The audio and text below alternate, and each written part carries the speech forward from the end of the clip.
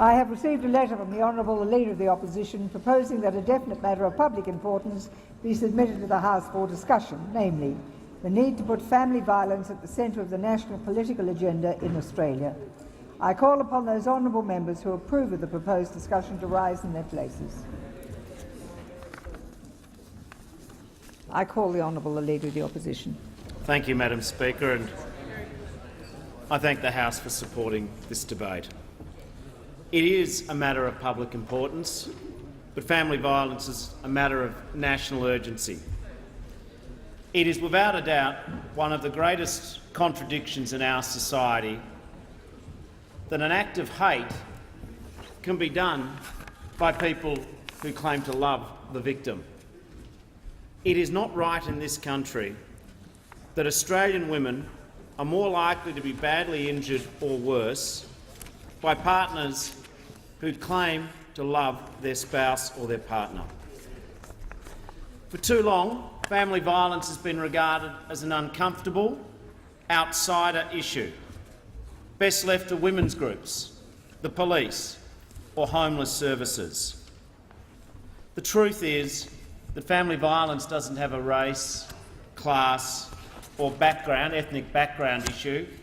It is a gender issue. We have a responsibility, I believe, for all of us in this place to make it a national political priority. I know that this issue is of great importance to all who have the privilege of serving in Parliament. I know that we are all increasingly antagonistic to the notion that whilst a neighbour might speak up if they thought a stranger was conducting an act of violence in the house next door to one's neighbour, that when it is between members of a family in the house next door, the convention is that is not an issue which we should automatically involve ourselves in. Today I've asked the Prime Minister to convene a national crisis summit on family violence as soon as possible. I acknowledge that he's agreed to meet with Labor to discuss this idea. In the event that the summit is not viewed by the government as the way to go, and we hope it is, we would convene this summit within the first 100 days of being elected. Now, the case for a summit is this. It is not just a government talkfest. It is not just state and territory leaders, as important as they are. There can be no solution about family violence without the voices of survivors central in the discussions. We need an assembly of the frontline, community, researchers, advocates, women's groups, community legal services. I'm very proud that in the previous Labor government, led by Tanya Plibersek and many of my colleagues, we had the first national plan to reduce violence against women and their children. And I acknowledge that the second plan has been adopted and advanced upon. But today I put before the House the proposition that we need to do more and more urgently. Too often the first public warning sign that a woman is in danger is a report of her injury at the casualty ward, or indeed worse. Too little has changed too slowly. We do need a national summit to capture this momentum. Like every Australian, I was proud that the Australian of the Year this year is Rosie Batty. Her story of struggle is unimaginable to all of us, frankly. I appreciate that from the Victorian Royal Commission through to the Queensland Government's report, Not Now, Not Ever, released 2 days ago by Dame Quentin Bryce, the South Australian Parliamentary Inquiry, ANROS, work by the current government. I appreciate there is much that is being done, and indeed this debate today stands on years and decades of effort by many people. This parliament has an opportunity, though, to add our effort collectively to something which many people have been worked on, and I am proud, amongst many, to have Jenny Macklin serve alongside us in this parliament, where she worked on helping in the first Canberra Women's Refuge many years ago. Some years ago. But it is important that we end what is called the postcode lottery. The quality of support that one receives should not depend upon where you live. It should not depend on the roll of the dice if you find a magistrate who is particularly in tune with working through the needs of a survivor, and making sure that the system works. Every woman is entitled to feel safe in her home and secure in her community. If you cannot find safety in your home, then the system must support you. That family violence can happen to anyone means that the right help must be available to everyone. We offer this idea of the National Summit to the government, and we encourage them to look at our other proposals as well. On average, women affected by family violence will move 3 times, 3 upheavals, away from your support network, your family and friends, moving from your community and indeed your job.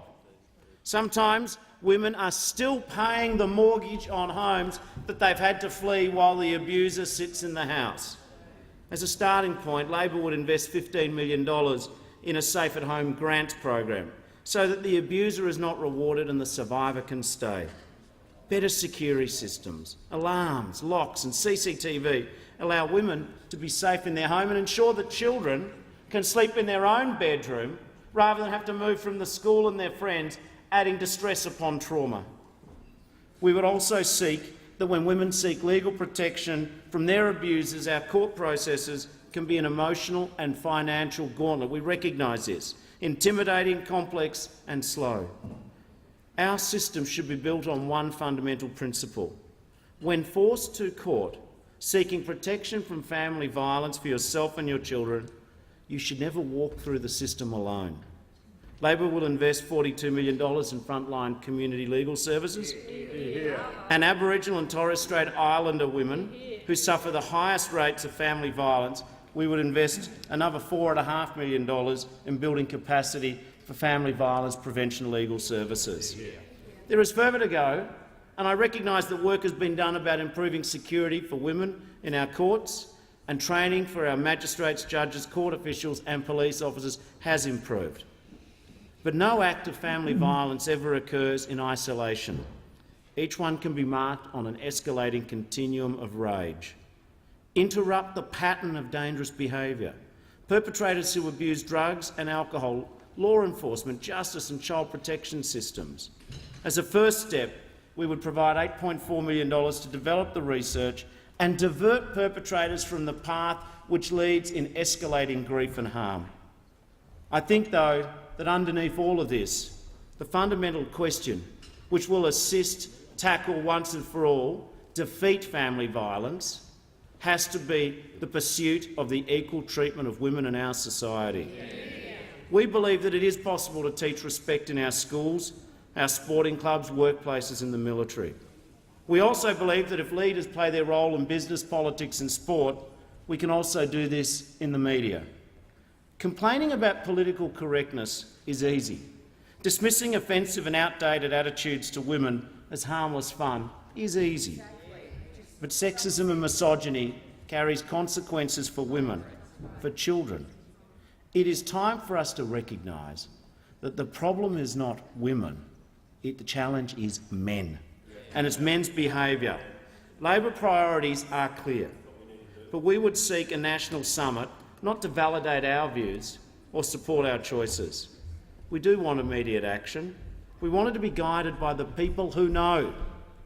The principle of having a summit and bringing people together, not just states and territories and the national government, is sound. Let us bring together all of the voices in one place at one time. We do have remarkable momentum built upon the shoulders of survivors and their supporters and advocates and research. Fundamentally, we must also recognise that no discussion of family violence is free from the discussion of gender equality, economic empowerment, seeing women have financial control over their own lives, women in leadership, work at the grassroots as well. It is not inevitable that family violence will always be with us. Labor does not accept that it is an inevitable course of society and life that women have to be the victims of family violence. There are some things in life that cannot change, but violence against women in the family is not one of them. We have the capacity to do this together. Diversity and support for changing attitudes mean that there can come a time in the future where we will look back and people will look back at these debates we have today and they'll look at the efforts of champions from Ken Lay through to Rosie Batty, through to so many others, and so many who we've never unfortunately heard their names or their stories. We can put an end to this. Thank you.